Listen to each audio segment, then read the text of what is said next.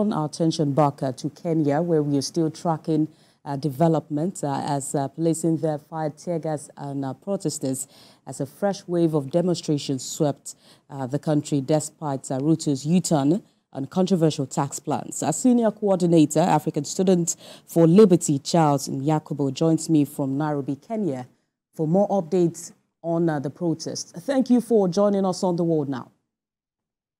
Thank you. I'm glad to be here. So let's start off with the updates on the situation in the capital and the mayhem that has continued despite the president's U-turn on the tax plans. Okay, thank you. Thank you. So the situation in Kenya, currently things are a bit calm. There is no war, but also there's no peace because we felt that withdrawing the finance bill was okay, but we still demand accountability from the leaders. So we have a lot of discussions still going on. And as much as we are not on the street currently, but we are occupying every place that we feel the politicians will be, so that we ensure that our governments are accountable and at least the demands that we had after the withdrawal of the finance bill are still catered for. And how effective has this method been for you? For the first time, the government has listened to us. Remember, we have announced Bill 2023, which we felt was also draconian. The opposition leaders took us to the street. There was almost a 2 weeks protest, and what we ended up with was the NADCO report, the National Dialogue Committee report, which was never implemented. Then 1 year later, they again came up with another bill for 2024. So this time around, we told the opposition, please step aside. We want to go to the streets. We want to demand for our rights, no going to court this time around. And we did exactly that. And for the first time, they conceded. And at least now that bill has been withdrawn. And the president mentioned earlier on Sunday that he is open to dialogue with the youth. What's the progress as regards that? And why do we still have the demonstrations?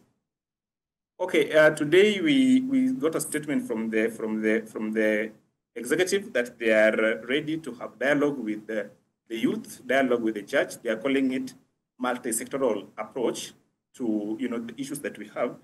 And from where we sit as young people, we don't feel quite comfortable with any talks because we have had talks before. And I've just mentioned one that we had last year, and those reports were never implemented. What we are asking for is accountability. We have given specific needs that should be addressed, which one of them is specifically obeying court orders. We don't need to have a dialogue for the government to obey court orders. There are some positions that we felt are unnecessary. Some positions like the office of the first lady, the office of the spouse of the second lady, office of the such positions that are just money being used. All right, Charles. Yes, so we are not having any dialogue, just looking for them to be accountable.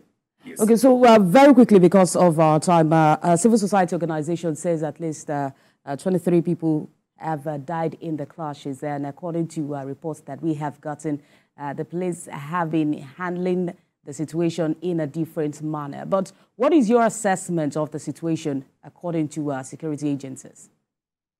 The situation is worse than what they have reported because currently at least 40 people are missing. We don't know whether they were killed, whether they were abducted. They're not in any hospital, not in any mortuary, not in any prison or in any place. So we don't know where they are. Number two, the number of people that died, that were confirmed dead, are currently more than 30. So the situation, in our own view, is worse than what the reports are giving. So we're just monitoring that, but we felt what we believe it was higher than that. All right, Senior Coordinator, African Student for Liberty, Charles Yakubu, joining us from Nairobi, Kenya.